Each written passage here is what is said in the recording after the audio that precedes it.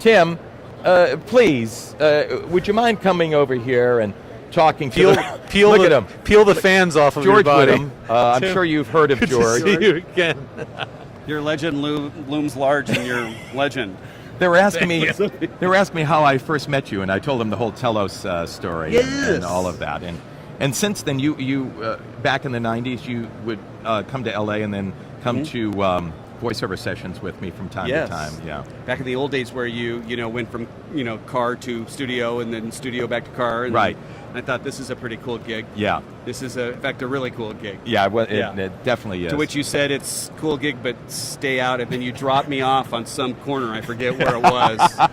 Just right. pushed and me then out. sped off. Yeah, Yeah, sped exactly. off. Yeah. I said, I slowed down. MLK or Los Angeles. You'll like this area. It's really fun. I guess Tim. there were no openings in that. So.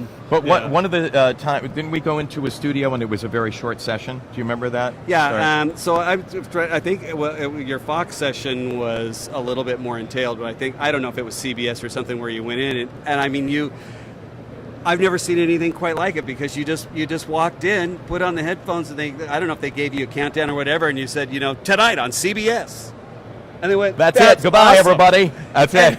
And you took the countdown. Then we went to the next studio, and I just couldn't believe it. You said it's normally not that easy. No, it's normally I have to say tonight and next. And so next. yeah. So and you did it in one take, which was how you. Well, I'm did known as a one-take tonighter. One-take yeah, right, yeah.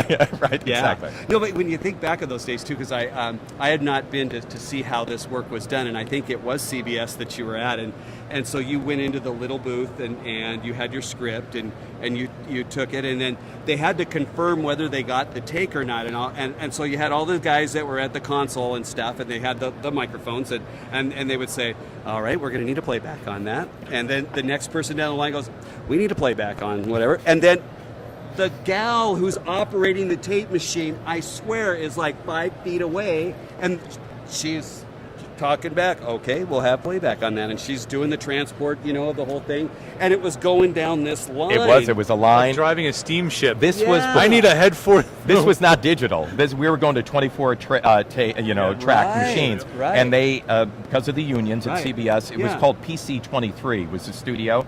The booth was in the back, and in front of you had a technical director and a Chiron operator and sound effects, and audio was over here, and it would literally go down the line to the finish, which would be a 1-inch or whatever they finish on, But they would mix it on the fly. Done.